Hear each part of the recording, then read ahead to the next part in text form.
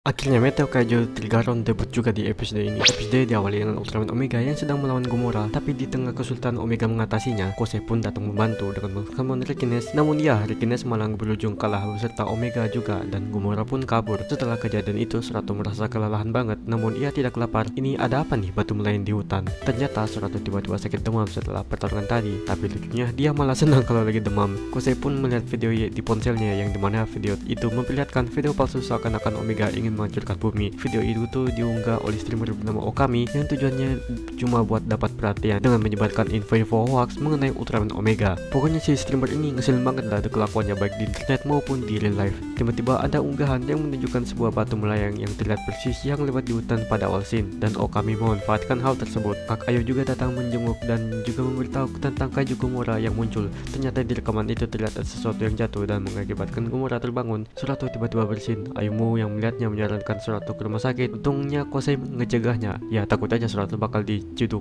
di rumah sakit kalau dia alien. Rekines pun muncul dan memperlihatkan ke Kosei kalau si Okami pergi ke lokasi tempat batu melayang itu berada. Menilai ada hubungannya dengan Rekines, Kosei pun langsung bergegas ke sana. Setelah sampai, Kosei pun menangkap batu itu, dan yap, aksi itu dilihat oleh Okami dan mengajak semua followersnya mengajar Kosei sampai terpojok. Tiba-tiba diberita menyiarkan kemunculan Gomora di kota Kamikawa. Tentunya Surato yang sedang makan bubur mendengarnya karena kondisinya belum fit. Ia melihat map agar bisa tahu keberadaan Gomora muncul. Lalu Surato pun keluar dan langsung berubah menjadi Omega menuju tempat Gomora berada. Karena kondisinya belum fit, tentunya Gomora lebih unggul dari Omega. Kami yang melihatnya memanfaatkan kesempatan itu untuk memprovokasi seakan-akan Omega membiarkan bumi hancur karena tidak mengeluarkan kosennya. Kosei yang mendengar itu pun merasa muak dan meyakinkan ke semuanya kalau Ultraman Omega benar-benar ingin melindungi bumi. Batu yang dipegangnya pun bersinar dan membuat Kosei menyebutnya dengan nama Trigaron. Tak berpikir panjang, Kosei pun mengsambutnya dan Trigaron memotong ekor Gomora. So Ultraman Omega dan Trigaron pun team up melawan Gomora. Berikan bantuan Trigaron, Omega pun langsung menghancurkannya dengan reaksi kulit beamnya. Pada akhirnya Okami pun kena imbasnya yang membuat dia tidak dipercaya dan kehilangan popularitas. Namun ya, di akhirnya Kosei menanyakan perihal Trigaron kepadanya. Surato masih belum tahu juga. Jadi 8/10 untuk episode 7 ini. Yap, episode ini bisa kubilang menurutku ini spesial banget lah bagiku, karena ini merupakan debut dari Meteo Kaijo Trigaron